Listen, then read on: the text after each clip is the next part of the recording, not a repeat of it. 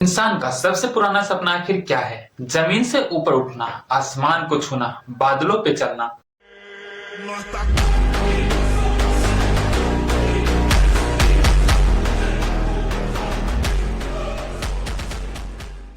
आज हमारे पास है सुपरसोनिक फाइटर जेट्स, कई सारे एयरक्राफ्ट्स और रॉकेट्स। पर क्या आप जानते हो कि हमारे प्राचीन ग्रंथों में हजारों सालों पहले ऐसे विमानों का जिक्र मिलता है जो कि हवा में रोका जा सकता था, अपने आकार बदल सकता था और यहाँ तक कि अंतरिक्ष में भी अनंत काल तक ट्रैवल कर सकता था। क्या रामायण और महाभारत के विमान की कहानियां सिर्फ कहानियों तक ही थी या प्राचीन भारत की लॉस्ट टेक्नोलॉजी? आज हम कंपेयर करेंगे हमारे पुराने पुष्पक विमान और आज के मॉडर्न फाइटर जेट्स में, महाभारत के flying aircraft versus modern aircraft, और जानेंगे कि आखिर इनका सच क्या है, इनका सोर्स क्या है और क्या आज ऐसे विमान बनाना पॉसिबल है।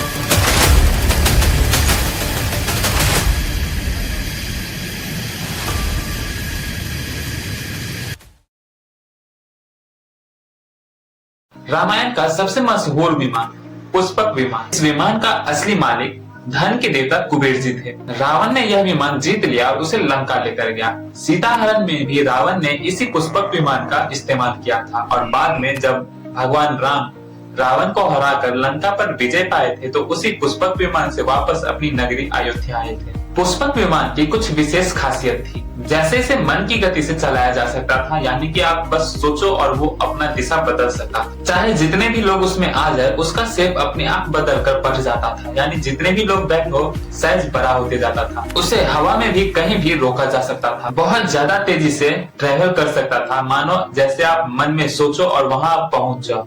और इसका डिजाइन काफी यूनिक था, एक महल के जैसा। अब यदि पुष्पक विमान को साइंस के नजर से देखें तो जहां पुष्पक विमान को मन से कंट्रोल किया जाता था, मन से चलाया जा सकता था, वहीं आज की मॉडर्न टेक्नोलॉजी एयरक्राफ्ट एआई पर चलती है और अभी भी एआई और ब्रेन कंप्यूटर पर रिसर्च चल रहा है। आगे ये बन पाएगा या नहीं इसका कोई ठीक नहीं है। पुष्पक विमान को वर्टिकल लैंडिंग कराया जा सकता था, जैसे कि आज हेलीकॉप्टर्स कर सकते हैं। पुष्पक विमान को लॉन्ग डिस्टेंस ट्रेवल के लिए यूज किया जाता था, जैसा कि आज पैसेंजर एयरक्राफ्ट करते हैं। पुष्पक विमान चलता था तो किसी भी तरह का आवाज नहीं आता था, लेकिन आज ऐसी कोई भी टेक्नोलॉजी नहीं है जो कि उड़ते समय आवाज ना निकाले। पुष्पक विमान ऐसे चलता था क्योंकि उसमें किसी भी तरह के फ्यूल, इंजन और चलाने वाले यानी पायलट का जिक्र नहीं मिलता है। महाभारत में भी कई जगह आसमान से आने वाले विमानों का जिक्र मिलता है। नाम है शुभ विमान।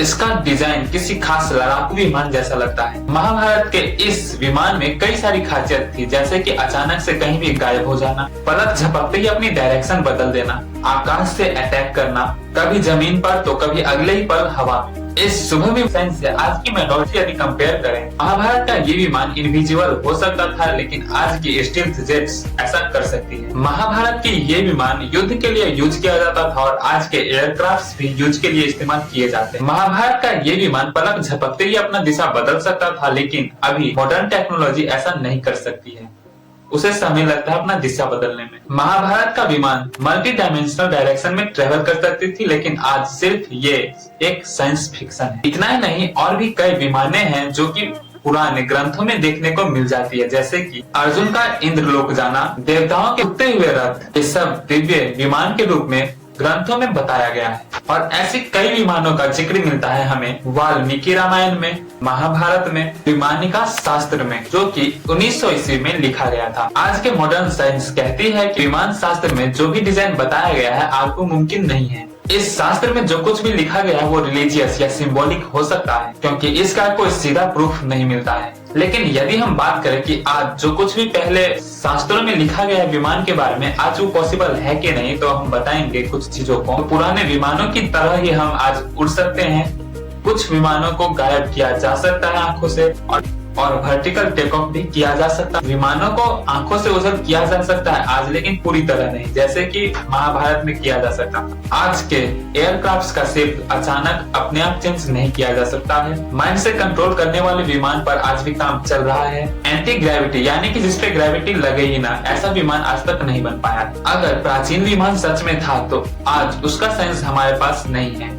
या ऐसा भी हो सकता था कि ये सब सिर्फ फ्यूचर इमेजिनेशन थी, या ऐसा भी हो सकता है कि ये सब टेक्नोलॉजी हमारे पास नहीं है या हम इसे नहीं समझ पा रहे हैं। दुनिया की हर प्राचीन सभ्यता में उड़ने वाले एयरक्राफ्ट या विमान का जिक्र मिल जाता है। शायद इंसान हमेशा से उड़ना चाहता था, इसलिए कहानियों में विमान आए, या फिर सच में ये हुआ करता था इसलिए इनमें विमान है। सच क्या है ये आप डिसाइड करो। अगर ऐसे ही साइंस और हिस्ट्री के बीच के राज देखना चाहते हो तो वीडियो को लाइक करके चैनल को सब्सक्राइब करो, क्योंकि यहाँ मिलता है नॉलेज का असली एडवेंचर। तो अब मिलते हैं किसी नेक्स्ट वीडियो में, तब तक के लिए बाय बाय।